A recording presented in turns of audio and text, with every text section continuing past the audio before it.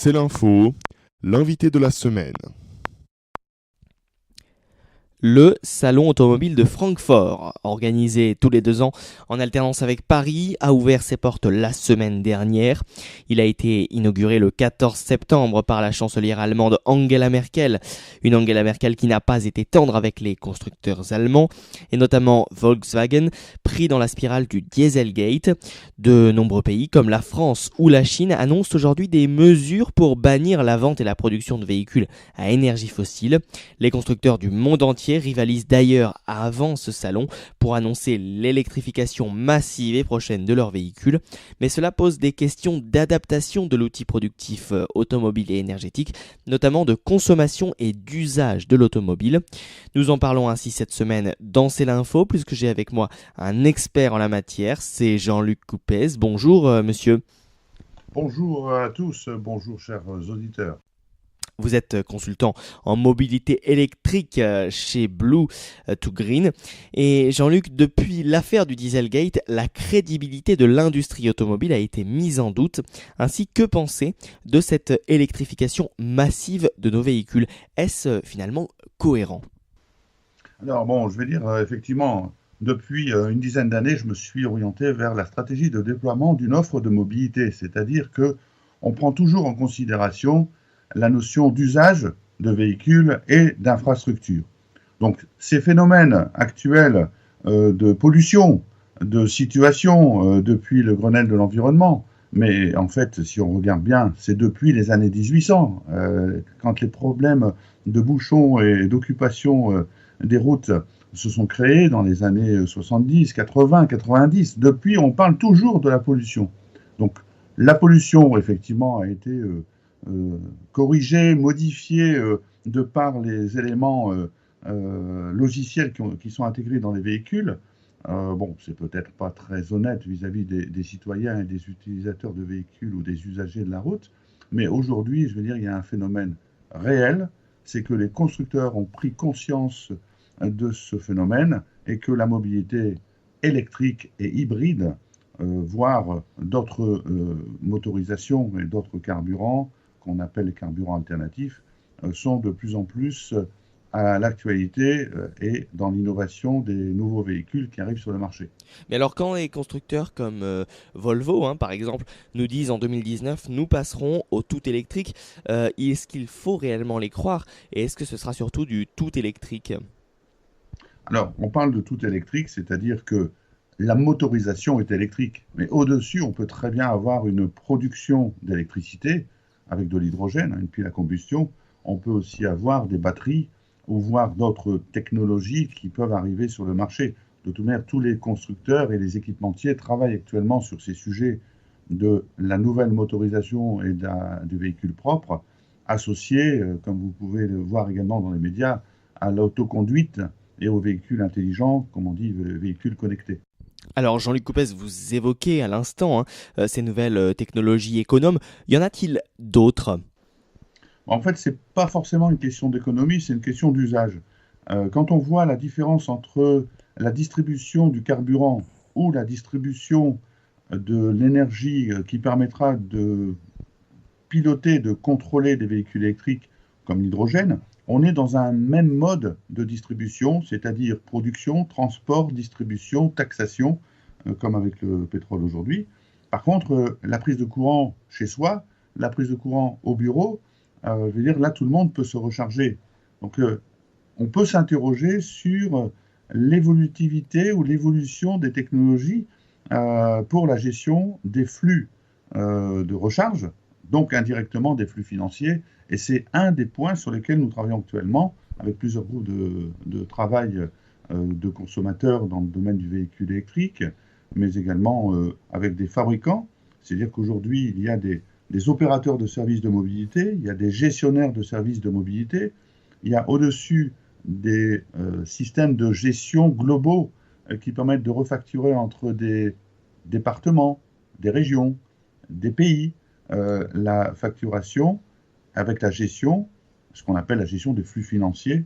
Et ça, c'est un autre sujet que l'on pourrait aborder pendant quelques minutes même. Mhm. Et alors justement, est-ce que l'avenir est-il au 100% électrique. Est-ce qu'on arrivera par exemple à faire des camions 100% électriques dans le futur? Bah, les premiers camions arrivent, hein.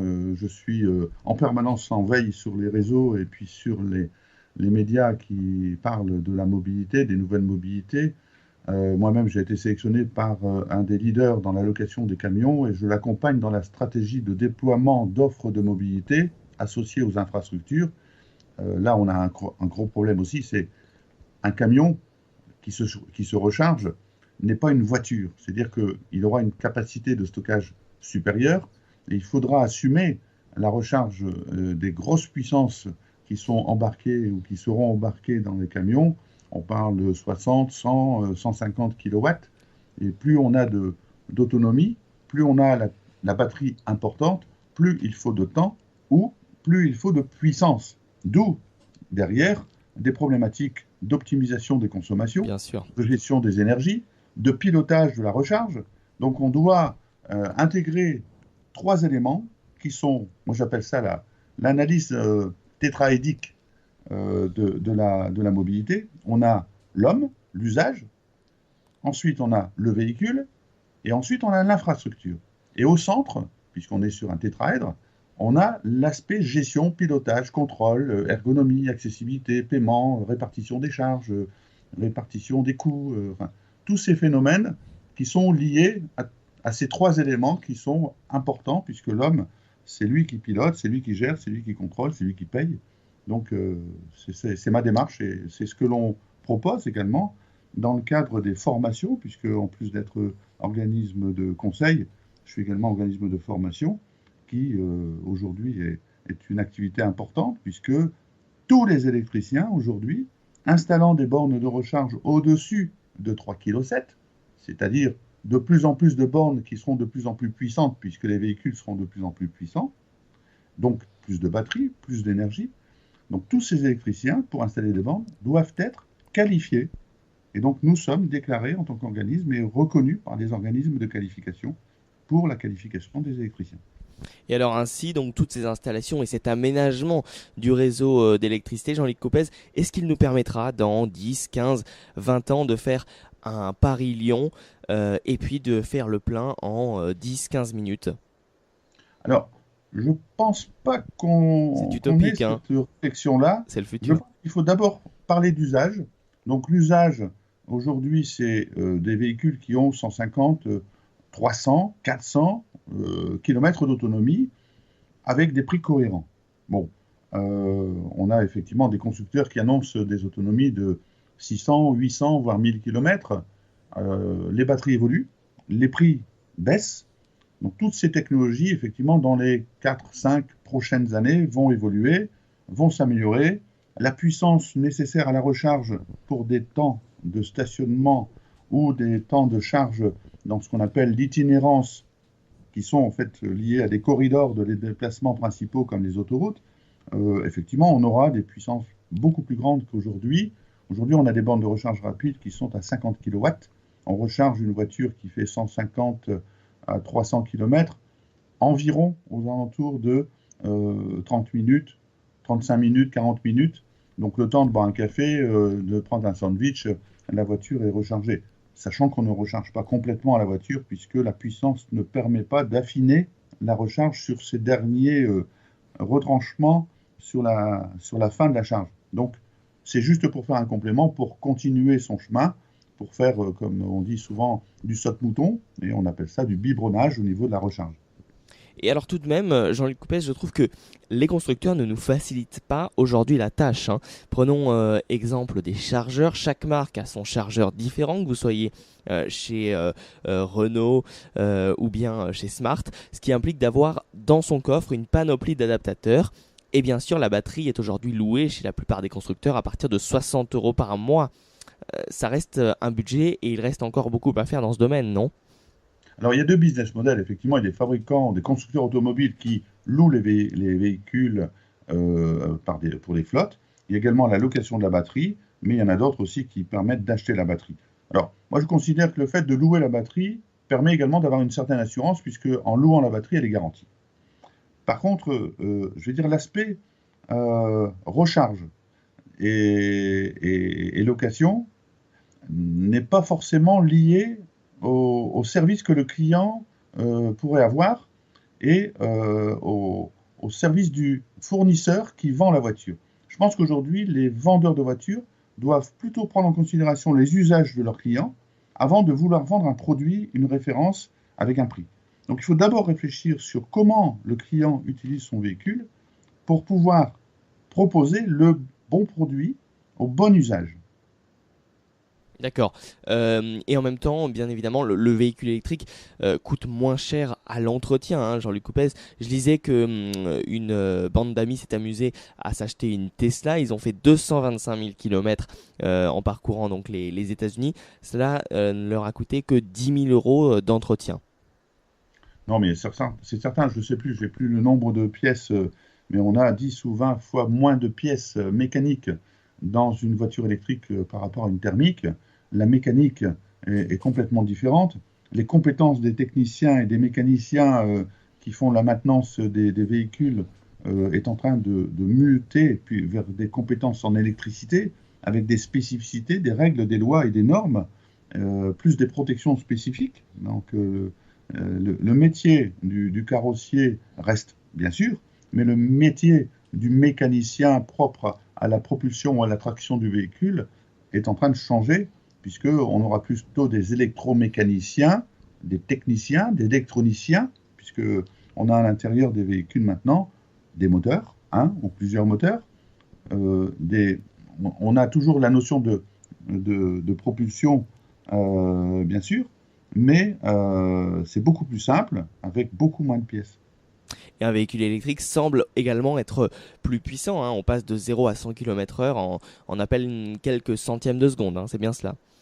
Alors, c'est pas forcément directement la puissance, c'est surtout le couple rapport puissance-poids et le fait qu'il n'y ait pas de compression. Donc, le moteur démarre tout de suite et ce phénomène d'accélération est ressenti, bien sûr, par la rapidité de pilotage, puisque on a un moteur, un rhéostat, et on a une électronique qui va gérer l'ensemble des fonctions à l'intérieur du véhicule.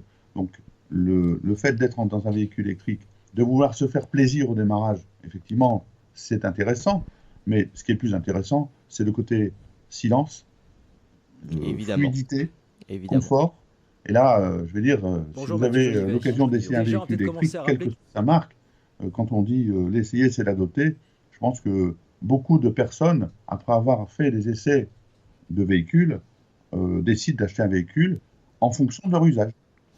Alors justement, Jean-Luc Coupez, Carlos Tavares, la semaine dernière, lors du salon automobile de Francfort, déclarait que les constructeurs ainsi que les autorités publiques avaient bien tort de faire de l'électromobilité l'alpha et l'oméga d'une automobile écologiquement vertueuse. Selon lui, de nombreux sujets n'ont pas été résolus sur la question de la voiture électrique si on se place du point de vue de l'écosystème et pas seulement de l'objet. Carlos Tavares qui déclarait notamment quelle solution pour la fabrication de batteries, le recyclage de ces dernières, l'exploitation mais également l'approvisionnement en terres rares, la nature de la production d'électricité, etc. Ce n'est pas un peu le serpent qui se mord la queue ici? Bon, on cherche toujours effectivement à trouver des problèmes qu'on pourrait effectivement développer selon le niveau dans lequel on se situe. Aujourd'hui, le problème est directement lié d'abord à la pollution atmosphérique. C'est-à-dire qu'un véhicule, quand il roule en véhicule électrique, à part les freins, les gommes et le fait de rouler, en fait, qui pollue, mais on n'a plus les NOx ou les particules fines qui sortent des tuyaux d'échappement. Donc déjà, si on pouvait simplement dire, oui, aujourd'hui, le fait de rouler en véhicule électrique réduit a un impact sur l'optimisation de la pollution et la réduction de la pollution. Après, effectivement, les technologies de batterie aujourd'hui font qu'on est obligé d'aller chercher, comme vous dites, des terres rares. Mais les technologies de batterie évoluent. Si vous regardez les différentes techniques qui arrivent sur le marché, on ne parle plus de terres spécifiques, on parle de sel, on parle d'eau salée, etc. Donc je pense que dans les 5 à 10 prochaines années, le temps de mettre en place la motorisation électrique, la mobilité électrique à tout niveau, hein, de la one wheel jusqu'au camion sans avoir de connexion, hein, parce qu'il y a aussi des camions connectés et raccordés sur des autoroutes de circulation électrique, comme les trains. Oui. Demain, en fait, il y aura d'autres technologies de batterie qui permettront de réduire cet impact de la pollution, sachant qu'aujourd'hui, on a 3 cycles de vie sur une batterie, sachant que l'intérêt aussi, c'est de pouvoir réutiliser les batteries de propulsion ou de traction sur du stockage, par exemple, dans le cadre des smart grids ou des smart homes, c'est-à-dire l'autoconsommation, la production d'électricité chez soi, de pouvoir recharger la nuit, donc produire la journée avec le soleil et recharger la nuit grâce aux batteries qui seront des éléments de stockage pour recharger les voitures électriques. Jean-Luc Coupez, consultant en mobilité électrique chez Blue2Green. On le rappelle rapidement, la part de véhicules tout électriques, c'est de combien aujourd'hui ? On est à 1% de marché, avec une forte progression du nombre de véhicules. Tous les mois, on voit que les nombres de véhicules vendus augmentent de plus en plus sur le marché, la France étant un des pays les plus en vogue et les plus en avance sur ces développements de véhicules électriques. Et alors vous, donc chez Blue2Green, vous vous occupez d'accompagner professionnels et particuliers dans la transition au tout électrique. Alors on accompagne les particuliers dans le cadre du conseil ou de l'assistance, mais surtout les professionnels en conseils techniques, commerciaux et stratégiques, c'est-à-dire qu'on accompagne des fabricants de bornes pour améliorer leur technologie, donc dans du conseil de l'innovation. On accompagne des installateurs électriciens pour les aider à choisir leur stratégie de développement d'offres de mobilité en fonction de leurs clients, leurs outils, leurs moyens, leur personnel, mais également les collectivités ou les clients finaux, comme les commerces, les industriels, les copropriétaires, à l'implantation de bornes de recharge dans une stratégie d'aujourd'hui liée à des lois, des normes, des aides financières, puisqu'il y a aussi des aides qui permettent de financer une partie des bornes installées, mais également dans l'évolutivité et l'évolution potentielle des attentes et des besoins des usagers en fonction des technologies des véhicules qui arrivent également sur le marché. Merci beaucoup Jean-Luc Coupez d'avoir accepté notre invitation. Donc, je rappelle le nom de votre société, Blue2Green. Alors c'est Blue2Green. Blue2Green, pardon. Merci beaucoup. Merci également.